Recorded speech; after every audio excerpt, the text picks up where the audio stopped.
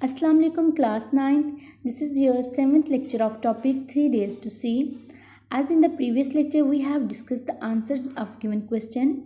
Today we will discuss the life history of Helen Keller and also discussed vocabulary words. Now let's start from the page number 128. Read the life history of Helen Keller. Arrange the details of Helen Keller's history in chronological order. इसमें क्या है कि हमें history दी गई हुई है इस paragraph में हेलन की लाइफ के बारे में। उस हिस्ट्री को रीड आउट करने के बाद हमने क्या करना है कि जो अकॉर्डिंग टू द जो मीन्स के फॉर एग्जांपल अगर हम बात करते हैं 1880 की, तो उसमें उन्होंने क्या काम किया था, 1887 में उन्होंने क्या वर्क किया था, उसके हिसाब से उन्होंने क्या करना है, अरेंज करना है क्रोनोलॉजिकल आर्डर में। क्रोनोलॉजिकल आर्डर होता है स्टेप बाय स्टेप, यानी कि सीक्वेंस के साथ किसी चीज़ को अरेंज करना। No let's read. Helen Adams Keller was born on 27 June 1880 in Tuscumbia, Alabama, the USA. Keller was not born blind and deaf. It was not until she was 19 months old that was contracted an illness. ये जो इसमें history लिखी हुई है, इसको हम जो है बड़े डिटेल के साथ स्टार्ट में ही डिस्कस कर चुके हुए हैं हेलन के बारे में कि हेलन जो है 19 मंथ्स जब उनकी एज थी तब वो यानी कि वो पैदाशी तौर पर जो है यानी कि वो ब्लाइंड या डेफ नहीं थी, बल्कि जब उनकी एज 19 मंथ्स थी उनको फीवर हुआ था। उससे वो सर्वाइव तो कर गई थी उस बुखार से, लेकिन वो बुखार जो है उनकी लाइफ को जो है जानवरों जैसा बना गया था, वो डेफ और ब्लाइंड हो गई थी। In March 1887 Anne Sullivan began to teach Helen to communicate by spelling words into her hand.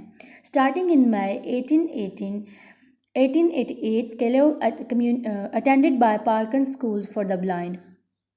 1880 में वो बॉर्न हुई, यानी कि पैदा हुई। 1887 में मिस सुलेवान जो थी उनकी टीचर, जिनको सारा क्रेडिट जाता है, एक प्रॉपर लैंग्वेज जो है हेलन को जो सिखाई थी वो मिस सुलेवान ने सिखाई थी। उस लैंग्वेज किस तरह सिखाई थी, वो उनके हाथों पे क्या करती थी, अल्फ़ाबेट सिखाने के लिए हाथ पे जो है लिखती थी, और फिर उसको यानी कि हर चीज़ हेलन को फील करवाती थी, टच कर उसको सिखाती थी कि टच करके किस तरह से फील करना है, और फिर एक प्रॉपर लैंग्वेज जो है कम्युनिकेट करने के लिए हेलन को दी। अब 1888 में स्कूल जो है ब्लाइंड का पार्कन स्कूल, उसको ज्वाइन किया हेलन ने। फिर उसके बाद 1894 में न्यूयॉर्क वो चली गई। उसके बाद 1896 में वो जो है Cambridge school for young ladies before gaining admittance. उसके बाद 1900 में रेड क्लिफ कॉलेज चली गई, यानी कि ये जो है सारा जितना भी पीरियड है ये उनकी स्टडी का पीरियड है, जो 1887 के बाद जो है स्टार्ट हो रहा है, वो सारा उनकी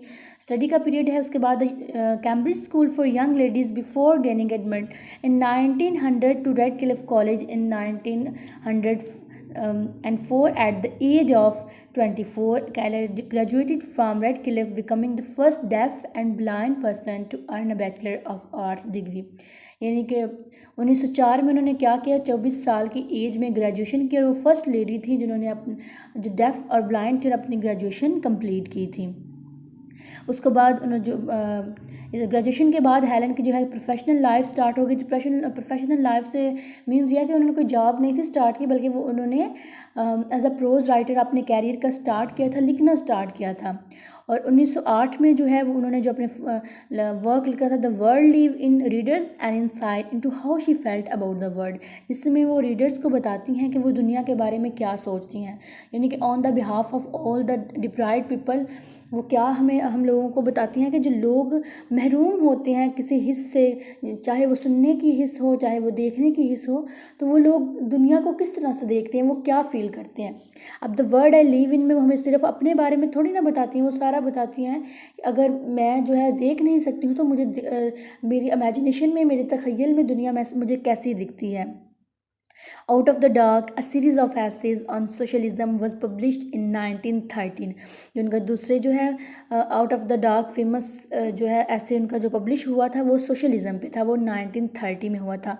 हर spiritual autobiography my religion was publish in 1927, और 1927 में उनकी जो ऑटोबायोग्राफी स्पिरिचुअल ऑटोबायोग्राफी इसलिए कहा गया था कि वो रिलीजन से रिलेटेड थी।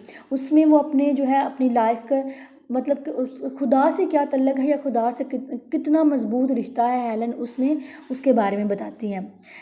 Helen suffered a series of strokes in 1961 and spent the last year of her life at her home. यानी कि जो अपनी ज़िंदगी का आखिरी साल था अपने घर में गुजारा था। हेलन की डेथ जो है नींद में ही हुई थी, यानी कि वो अगर फॉर एग्जांपल रात को सोई थी तो उससे वो सुबह बेदार ही नहीं थी हो सकी।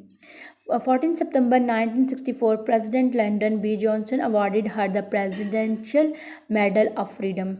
Presidential Medal of Freedom जो है उनको 1964 में दिया गया था और 1965 में she was elected to the National Women's Hall of Fame. Hall of Fame जो है उनको 1965 में दिया गया था at the New York World's Fair.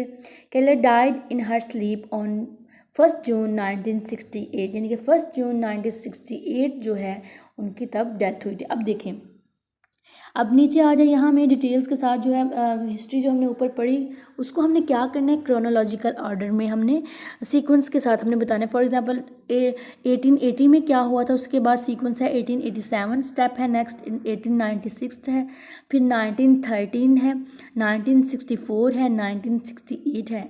अब इसमें हमने 5 to 6 जो हमें एजेस दी गई हुई हैं, ईयर्स दिए गए हुए हैं, इसमें हमने बताना है कि हेलन ने क्या काम किए थे। अगर फॉर एग्जांपल 1880 है तो इसमें Helen was born. 1887 Sullivan began to teach her, miss Sullivan ने उन्होंने जो उसे पढ़ाना स्टार्ट किया था।